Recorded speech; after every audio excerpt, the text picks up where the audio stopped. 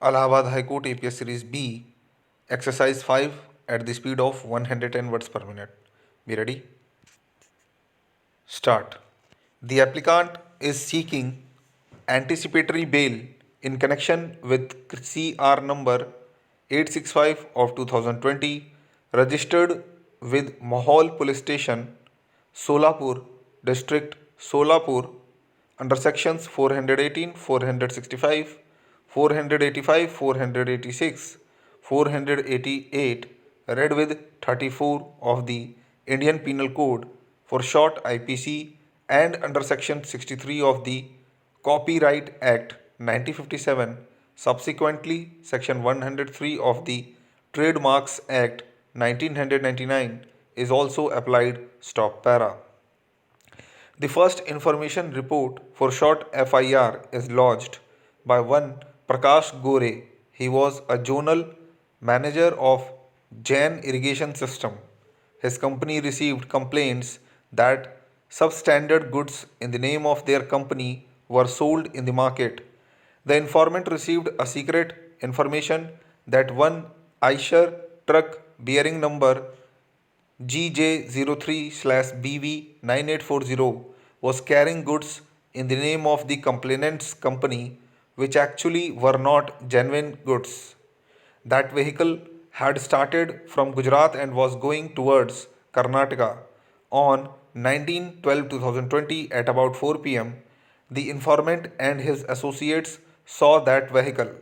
They made inquiries with the driver Jeevan about the goods. He informed that the goods were loaded from Terra Flow Company, Ribda, and he was going to Chadchan. He showed invoices. The invoice mentioned four different HDPE pipes worth rupees 94,485.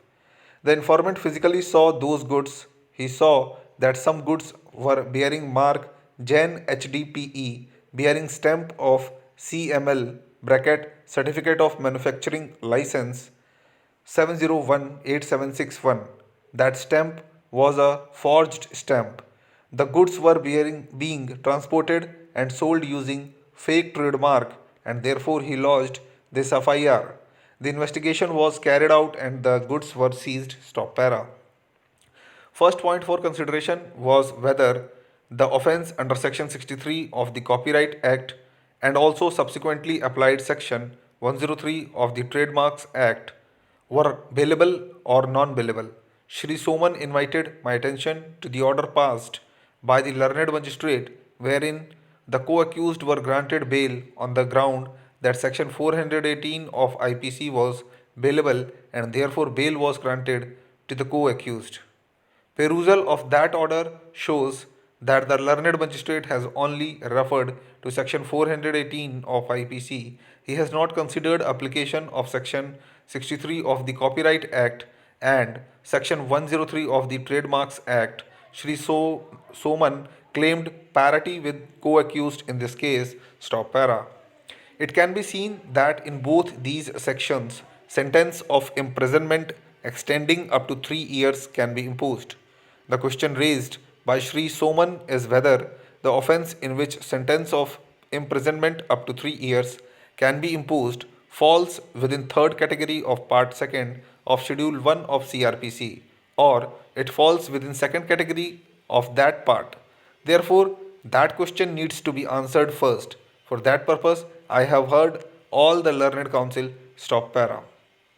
In this case, whether there is infringement of Copyright Act attracting punishment under section 63 of the Act is a matter of investigation, but certainly there appears to be infringement of the trademark registered in the name of the informant's company. Therefore, commission of offence punishable under section 103 of the Trademarks Act is clearly made out. The accused have falsely applied the informant's trademark to their own products and have attempted to sell those products. Thus, the act of accused also amounts to offence under section 420 read with 511 of the IPC. By their act, the public were induced, or an attempt was made to induce the public to buy these products under the impression that they were manufactured by the informant's company. Stop. If you like the dictation, please like, subscribe, share with other. Please share your suggestions regarding the dictations. Thank you.